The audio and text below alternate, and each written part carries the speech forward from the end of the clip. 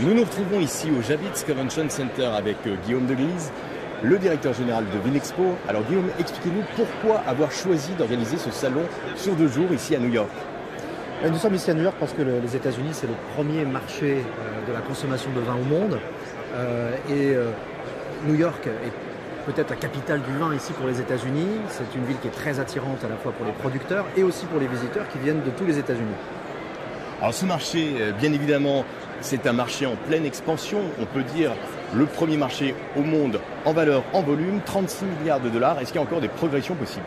Absolument, et c'est l'intérêt du marché américain, c'est que nous prévoyons une augmentation de la consommation de vin aux États-Unis, 1% sur les 5 prochaines années pour les vins tranquilles, plus de 6% pour les vins effervescents. C'est encore un marché, même si c'est le premier au monde, qui a un potentiel de croissance.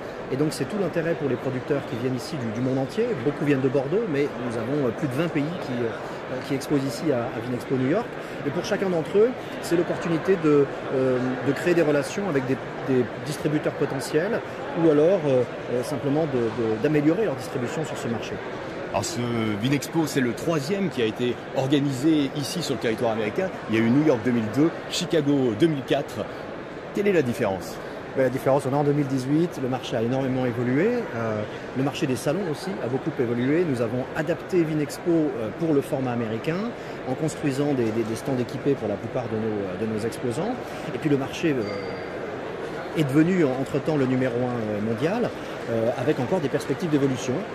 Donc aujourd'hui, je crois que la destination États-Unis et surtout la destination New York manquait au portefeuille de Vinexpo. C'est désormais chose faite. Nous sommes la seule entreprise de salon présente dans la filière des vins spiritueux sur les 3 continents principaux de la consommation, c'est-à-dire l'Europe avec Bordeaux, bientôt Paris, l'Asie avec Hong Kong et Tokyo et maintenant New York.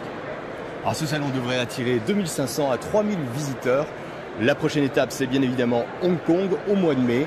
On fêtera d'ailleurs les 20 ans de Vinexpo à Hong Kong.